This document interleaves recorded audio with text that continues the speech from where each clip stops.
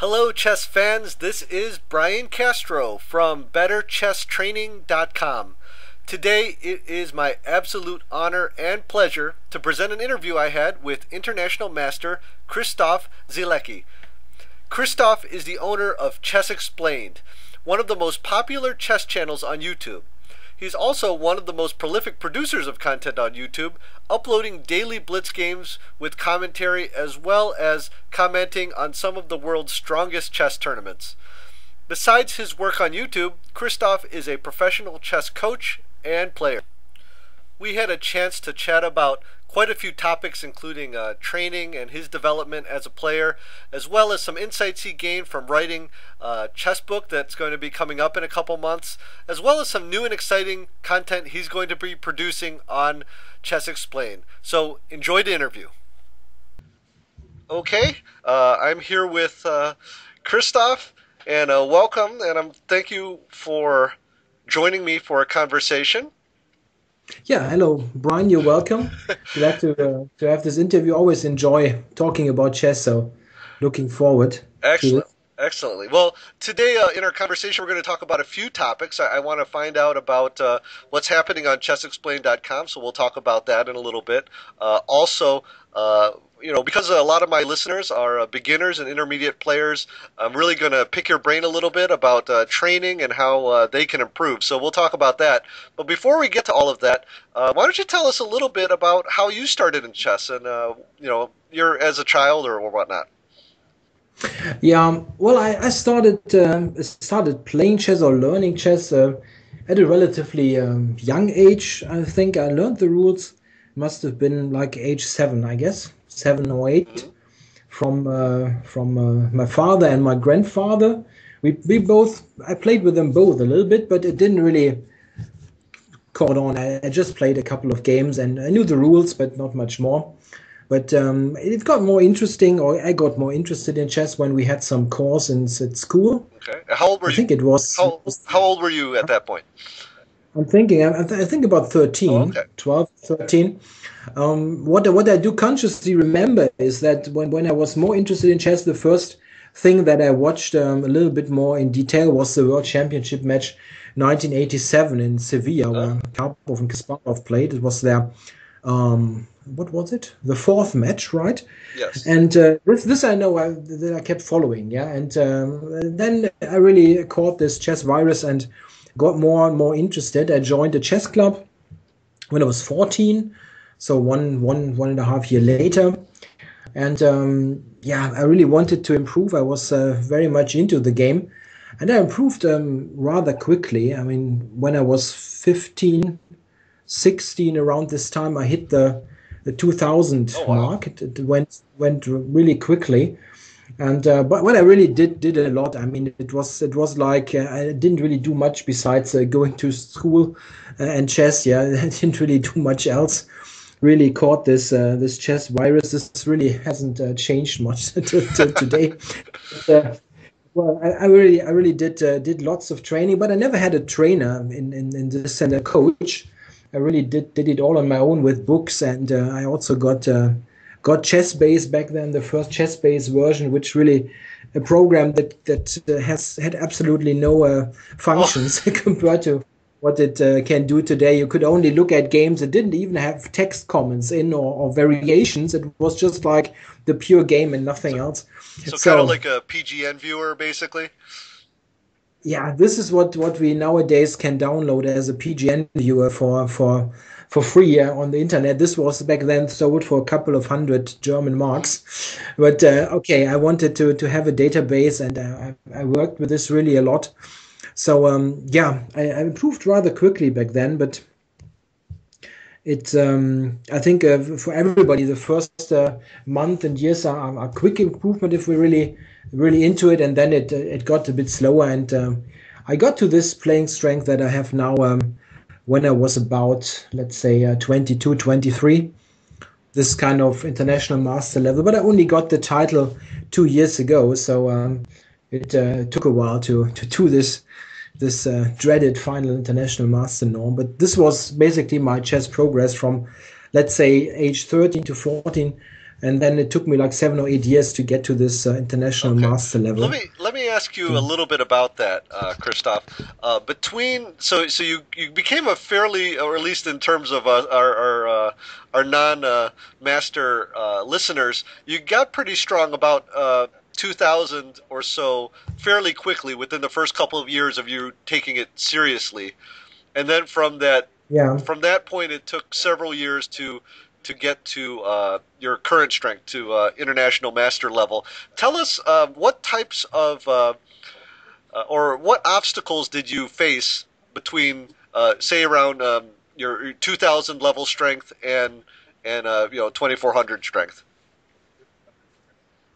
Yeah, you're saying the final stretch between 2000 and Yes. IM? Yeah. Phew, yeah.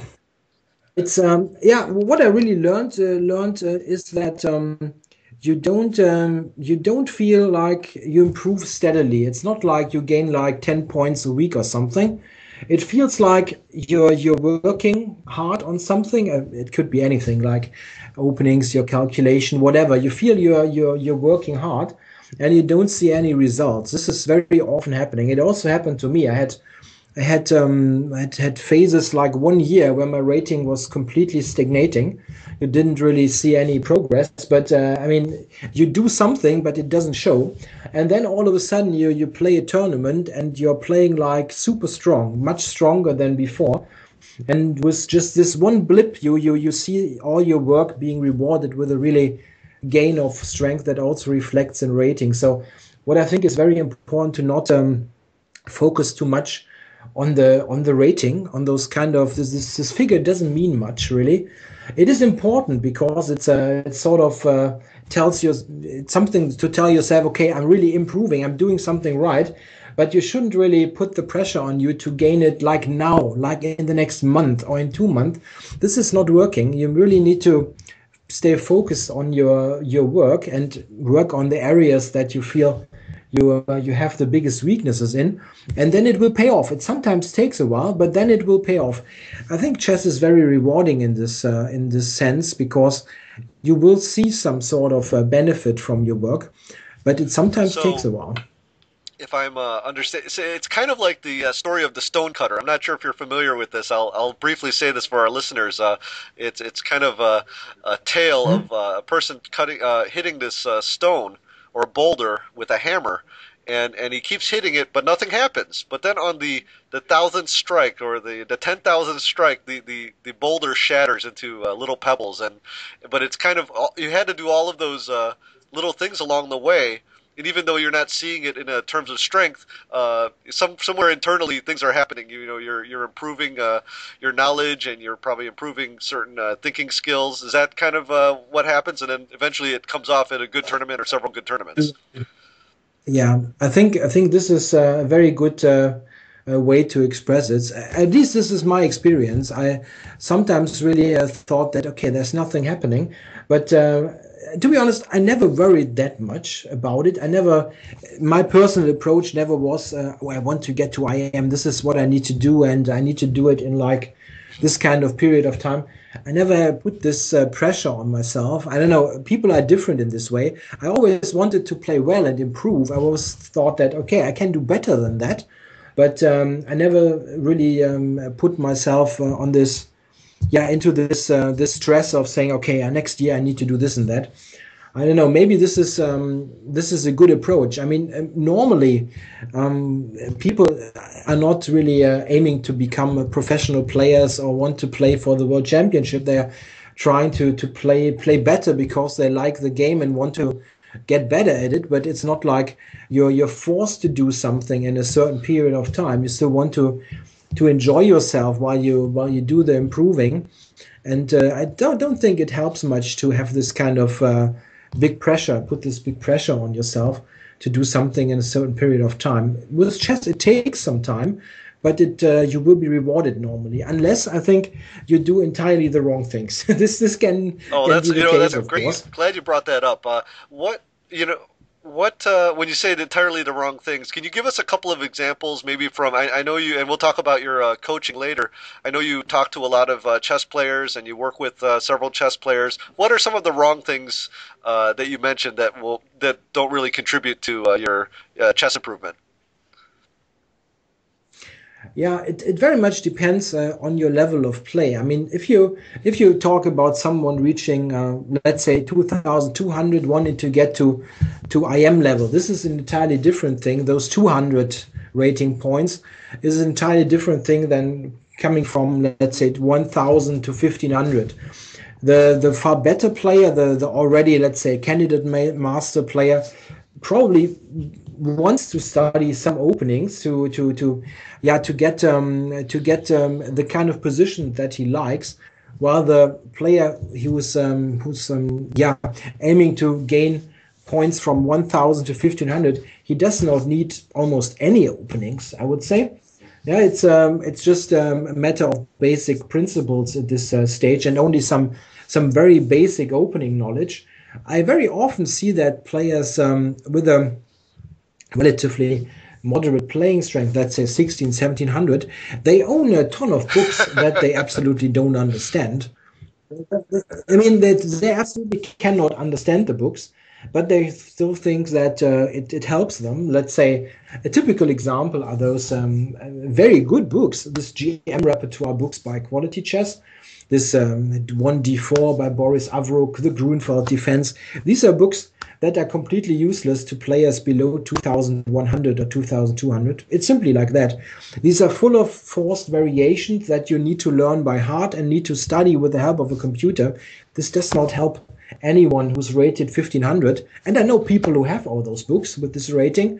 This is simply a waste of money and time, as they really should focus on learning more basic things like calculation abilities, learning some basic endgames. Not too much. Endgames are important, but it's something that you also learn to improve with your calculation skills.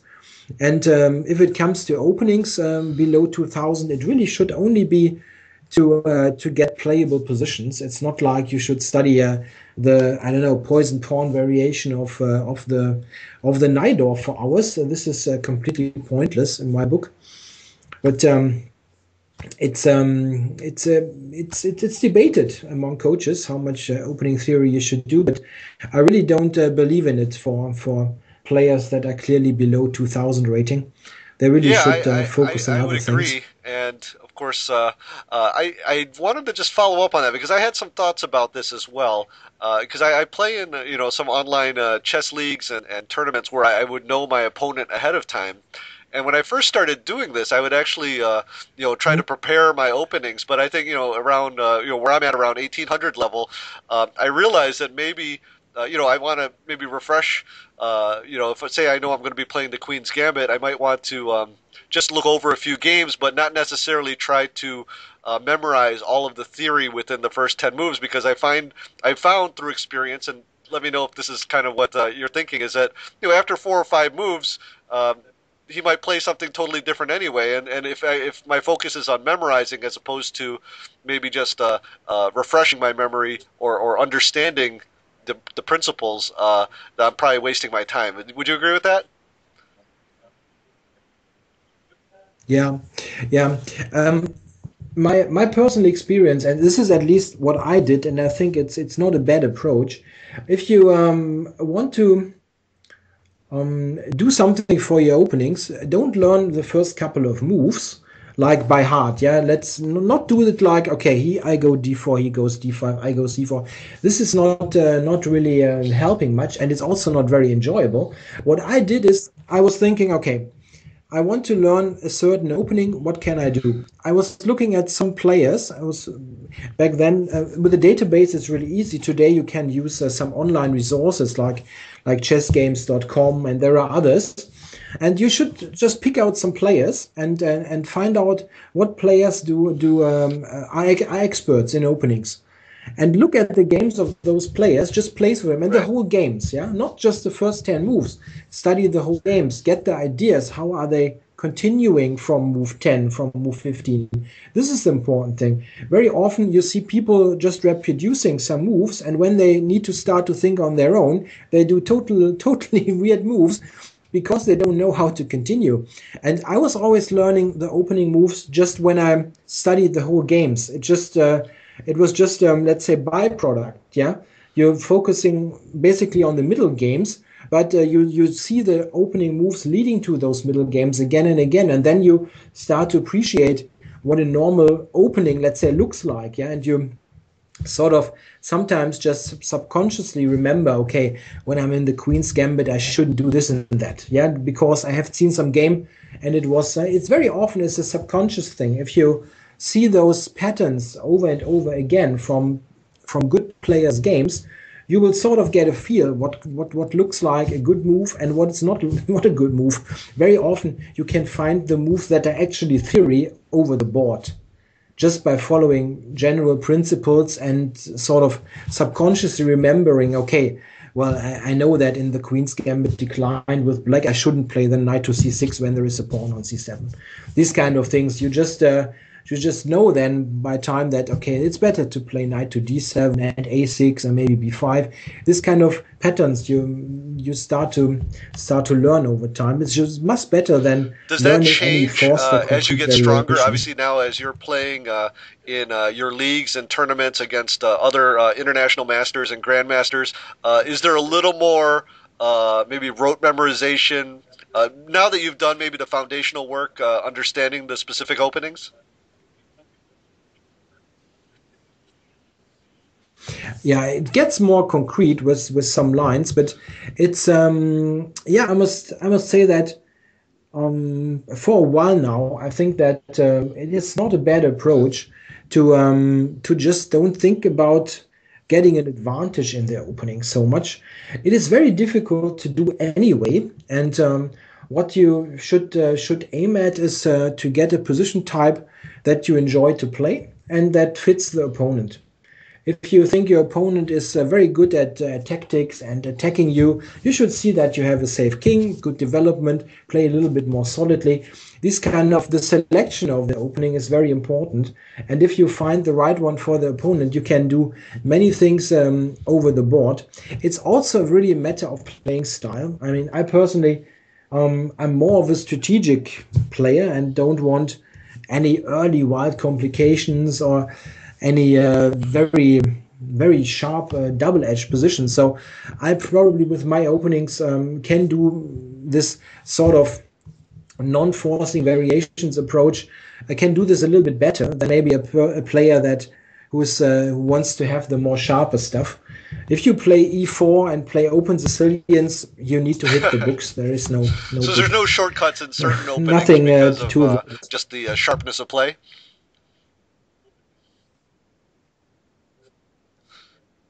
Yeah, there are some shortcuts, but it's a mixture. Some things you really cannot do without knowing some concrete stuff. Like, let's say, in a knight of poison pawn. I mean, you cannot do it without really knowing lots of theory. But it's also a matter of time. If you have lots of time on your hands and you can work on your chess for non-opening subjects that are really beneficial long term, then why not? If you have enough time, you can also study some sharper openings. But if you only have a very limited time available, let's say, I wouldn't recommend to do that much work on sharper lines. For example, if you ask me as a coach, I personally wouldn't study super sharp openings with a student together, because it's something that they should do on their own. It's pure memorization work, and I'm not sure that this is something that a coach can be really helpful with.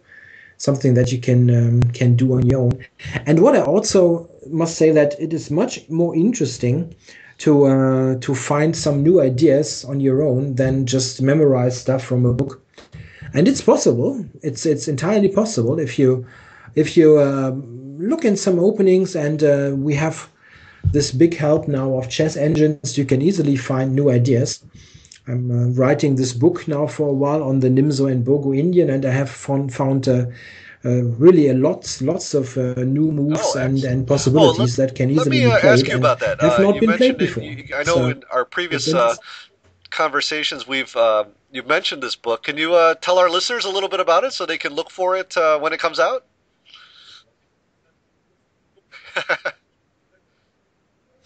Yeah, I guess if you watch my YouTube channel, you know the subject because I keep mentioning it. I'm playing this openings in my Blitz games quite a lot to practice, and yeah, it's a book project that's already on the way for quite a while. It takes some long time, some longer time than I had originally planned. It's an opening book about a black repertoire against 1d4. It covers the Nimzo Indian and the Bogo Indian defense. With the Bogo, there's also a line to battle the Catalan. So what you basically have there is yeah, a complete repertoire against 1d4 with the exception of the typical queen pawn openings like d4 Uh, bishop f4 d4 bishop g5, this kind of slightly offbeat lines. Those I don't cover because well, it's just a limit of space that you have in such a book. It will be around 300 pages, I guess, and it will be focused on lines, and this is pretty much what according to the things that I said before, it's focused on lines that can be played without too much memorization work. So lines that uh, try to function more like a setup than a concrete variation. Like, okay, let's place the pawns there and there, and then go from this position. And very often, I find myself playing lines that I have yeah looked at in the book, and then I keep forgetting my own book while I'm playing this, and then I think myself ah, and come up with something else, and I find out okay, this is also playable. If you know the spirit of the opening and know the general ideas and themes, then you very often will find decent moves over excellent. the board as well, even if you forget the concrete thing that is recommended. So I'm looking Oh, forward to great. completing that in the next couple of weeks, I hope, and. Yeah, I hope so. The thing is, it is my first book, so I really have little experience. Yeah, about the work that is still needed when basically all the analysis and writing is finished, like the correction work and stuff like that. I really don't know if this takes like 2 weeks or 2 months. I have no idea, so I cannot really tell the exact publication date, but it will certainly be finished this year. I mean, this is quite clear. I think I'll be finished in a couple of weeks. Then I think the publishing company will do some things and maybe yeah give it back to me for some work. I don't know.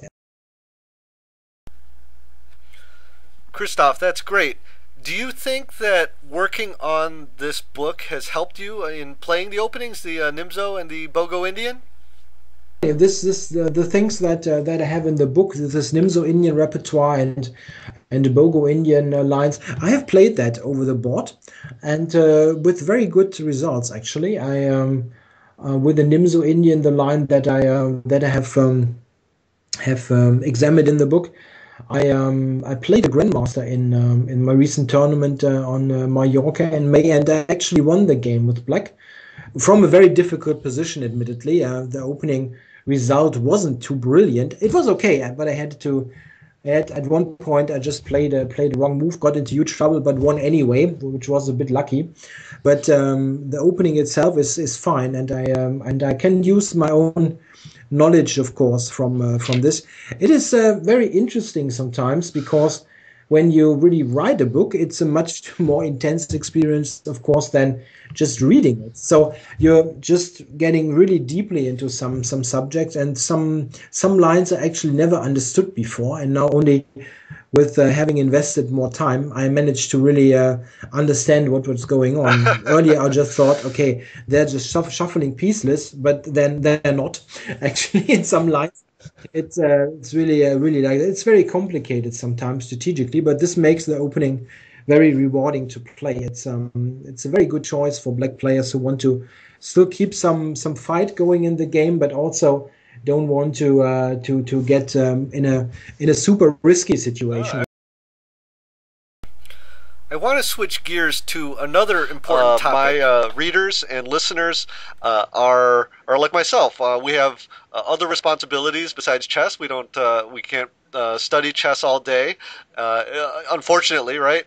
But I know you had a different career or another career besides being a professional chess player and coach. Can you tell us a little bit about how you balanced your professional life with chess, and tell us about what you're doing? I know you've recently changed your status there a little, so why don't you tell us a little bit about that, if you don't mind?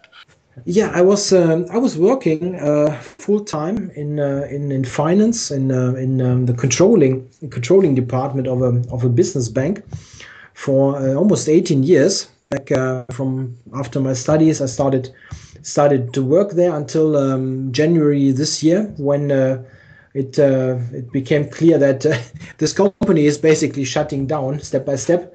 So they let go of a huge body of staff, and well, I didn't mind so much because I always had in mind to do something with chess full time, and now I'm doing full time coaching, doing my YouTube channel, writing, all kinds of chess related activities. Back when I still worked, it's obviously a different thing. You need to find your spots, your time slots where you can do something with chess. What I always found helpful is I was playing in league games quite a lot, which makes sure that you have some real competition, which is a different thing, I guess, in the US, for example, where there isn't such a big league system like it is in Germany or in other European countries, where you can basically play in some league starting from basically from your neighborhood.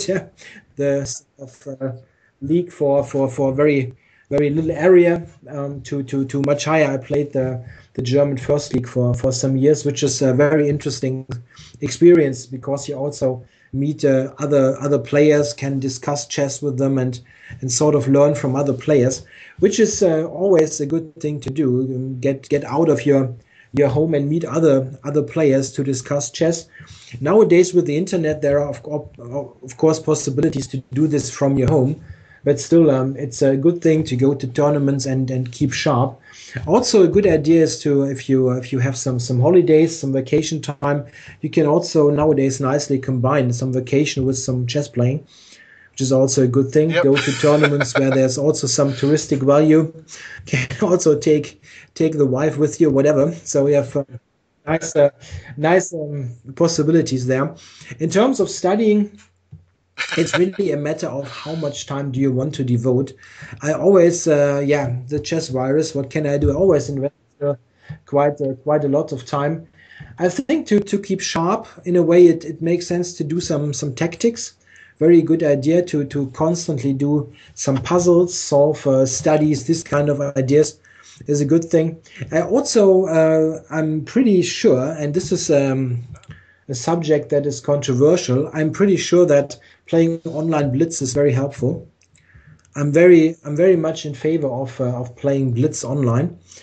I think it helps to keep you sharp. The thing is, it shouldn't be. I mean, there is bullet chess, right? This should be done very, in very little doses. But everything that's 5 minutes and above, I think, is a good thing. Practice openings. This is actually a very good way to practice openings. Maybe an idea for some listeners.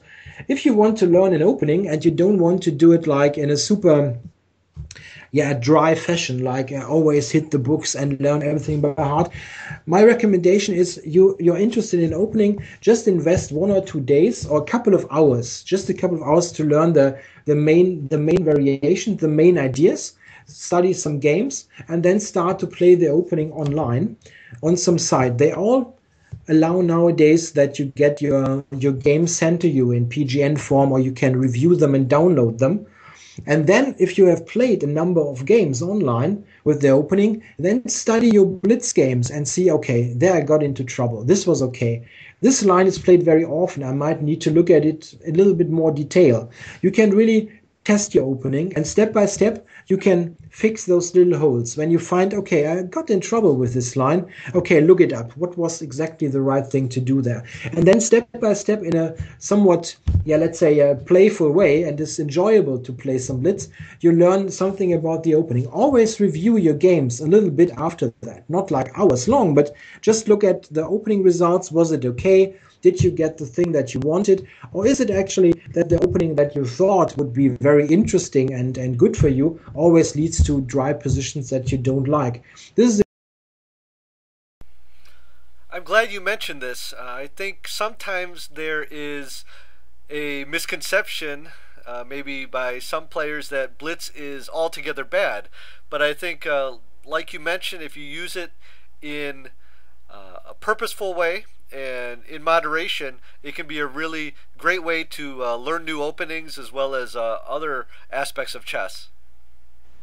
It's in within it's with some time, with some limit, it is a good thing. If you do it all the time, it's not very helpful. But I mean, look at today's top players. Yeah, you cannot really tell me. Magnus Carlsen, for instance, he was playing online Blitz for hours and hours and hours when he was 10, Yeah. 11 years old. I mean, he just enjoyed himself and it helped him. I mean, you cannot tell me he did something wrong.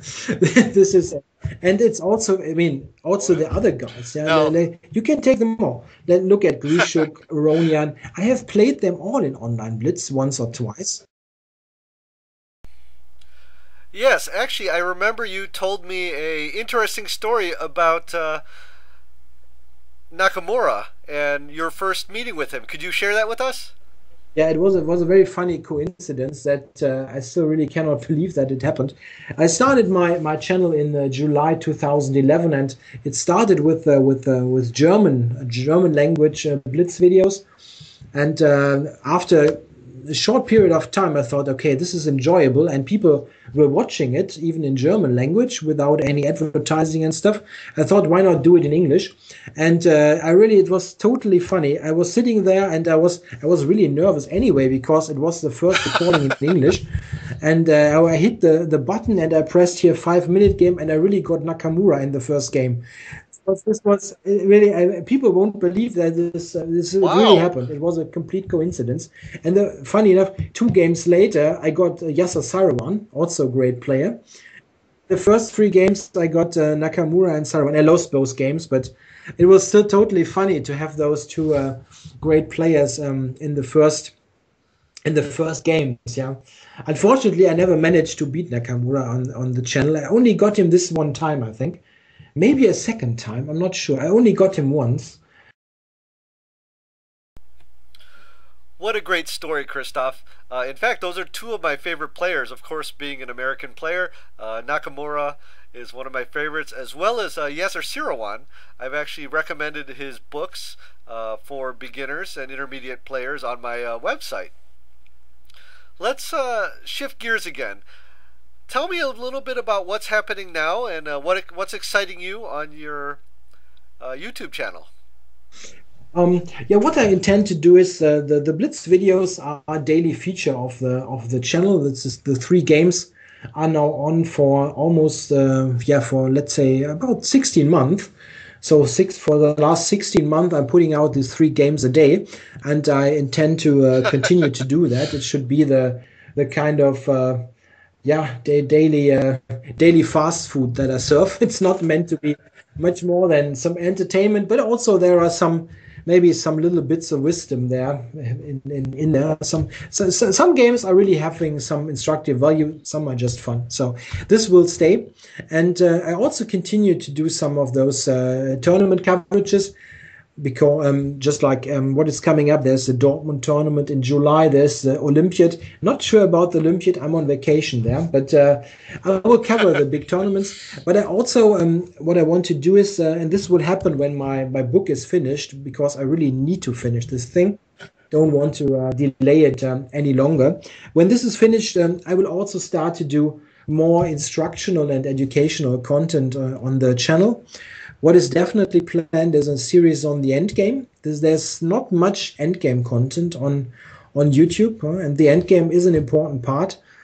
of chess, and I want to do something on it. Not only the, let's say, very dry theoretical things. There should be something on them as well, but also about endgame strategy, where to put the pieces, learning setups, fixing weaknesses, those general principles where people very often struggle. It's something that will be done, I guess, end of summer. It depends on how long the work on the book will last, but I'm pretty confident that my part of this will be finished in, I'd say, August, maybe early September. I don't know, something around this time, and then I'll start with daily content. I plan about 30 minutes a day. This will be about end games, classic games, instructive positions, tactics. I don't know. It should be a mixed bag. Christof, I'm looking forward to your future videos on your YouTube channel. And before we wrap up, because I know you have an important place to go after this, why don't you tell us where people can find you if they want to talk to you maybe about coaching or anything else about chess? What are the best places to reach you? Yeah, I can be easily reached on YouTube. You can send me a message there. I mean, you can just drop a message there. I think you need to be registered on YouTube or Google to do that. But I'm also playing on various chess servers. I'm also on chess.com. If you want to drop me a message there, it's very easy to join, and it's a useful site to join because they have many things like tactic trainer and so on. I'm also playing on the ICC. This is my main site where I'm playing, Internet Chess Club. Also can send me a message there, but this is a pay site, so it's not that easy. There will also be a homepage that I will set up, but it's still in the works. So this would also be a way to contact me. Other than that, there's also my mail address to be found on the YouTube page or my Facebook page. There are. For our listeners at betterchesstraining.com, we will have links to all of these ways to find Christof Sielecki, as well as all of the resources that were mentioned in today's interview. I want to thank Christof. He was very generous with his time, and I appreciate all of the advice and wisdom he shared with us today. For those of you listening to this on Chess Explained, check out betterchesstraining.com, where we have articles, videos, and resources to help you get better at chess.